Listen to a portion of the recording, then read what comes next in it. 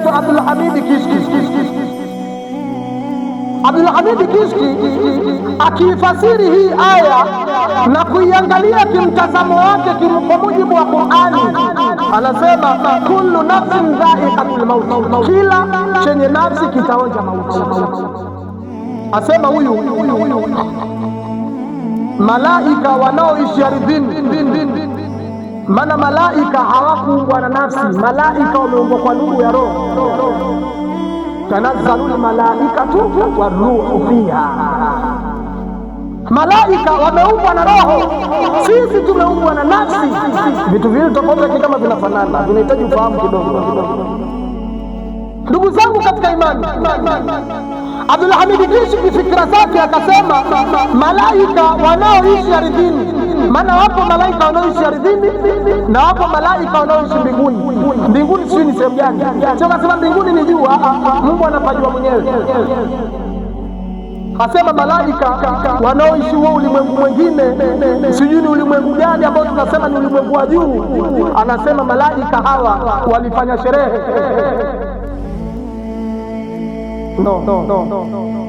Malaika wa dunia nzima, wa mbinguni na ardhini, walifanya sherehe.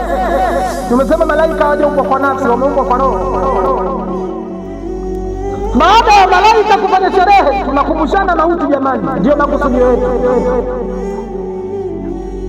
Baada ya malaika kufanya sherehe, wanasema sisi tumeumbwa na roho, hatujaumbwa kwa nafsi. Mungu anasema kullu nafsin dha'iqatul maut. Tayari hapa kama kuna khas, sio am. Yaani kama kuna kundi maalum Mungu analikusudia. Kwa aliyokusudia Mungu ni wenye nafsi, sio wenye roho. Kwa hiyo malaika wa ardhini na mbinguni, ndugu zangu katika imani, wakaweza kufanya sherehe. Wanasema ni nahnu khuluqna bil arwah, sisi tumeumbwa kwa roho lakini hatujaumbwa kwa nafsi. Sasa Mwenyezi Mungu Subhanahu wa Ta'ala, baada ya kuligundua hilo kwamba hawa malaika wanafurahi kwa sababu ya kusema tu mimi kila chenye nafsi kitaonja mauti, Mwenyezi Mungu akagonga msumari mwingine akasema kullu man alaiha fan. Fikra hizo za Imamu bwana mkubwa huyo Abdul Hamid Kishki, mwanazuoni wa Misri, anasema Mungu kullu man alaiha fan, kila kilichopo katika huo mgongo wa ardhi kitaondoka duniani, kitakufa. Sio malaika hapo ardhini, sio sisimizi, sio nyumba zao, kwa sababu kiama kitakuwa hapa duniani. Hesabu itakuwa hapa duniani.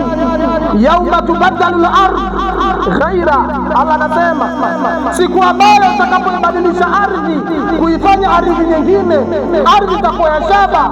Allah subhanahu wa ta'ala ataondosha miti yote, Allah subhanahu wa ta'ala ataondoa milima yote, Mwenyezi Mungu ataifanya ardhi kuwa ya shaba. Kwa hiyo malaikatu Rahmani wanaoishi mbinguni, baada ya kuona Mungu anasema kila kilichokuwepo katika mgongo wa ardhi kitaondoka, wanatambia huyu Abdul Hamid Kishki, malaika wanaoishi mbinguni nao wakaweza kufanya sherehe, kwa sababu anasema sisi tunaishi mbinguni, hatuishi wapi? Ardhini. Swala zima la mauti. Leo kaondoka imamu wetu, jiandae, kesho ni wewe ama mimi ninazungumza hapa mbele yenu. Ustadh Shaabani Korona, usishangae kapanda tu pikipiki na barabarani, kullu man alaiha fan. Ishi unavyotaka. Mtume anatukumbusha, masahaba wakiulizwa, Mtume anaambia kudamakum amrun adhim, mbele yenu kuna jambo kubwa. Ni jambo gani? Jambo ambalo linahitaji maandalizi, ni jambo la mauti. Nihitaji maandalizi makubwa, jambo ambalo kwamba siku ya kufa, ndugu zangu katika imani, kile ambacho kwamba umekiweka moyoni mwako, kama ni majumba, siku ile utakumbuka nyumba. Siku ya kufa ni siku ambayo natakiwa ukumbuke la ilaha illa Allah Muhammadan Rasulullah. Siku ambayo hiyo ya kufa kwako, ndugu yangu katika imani, akili haitaweza kufanya kazi. Kama naeleka na zungumza hilo, hiyo siku ya akili yako ambayo kwamba nakwambia, Mtume anasema man kana lisanihi la ilaha illa Allah dakhala aljanna. Yoyote yule ambaye mwisho wa maneno yake asiseme kwamba wanangu, Msongola na nyumba mbili, Kitunda na nyumba tatu, hapana, akasema la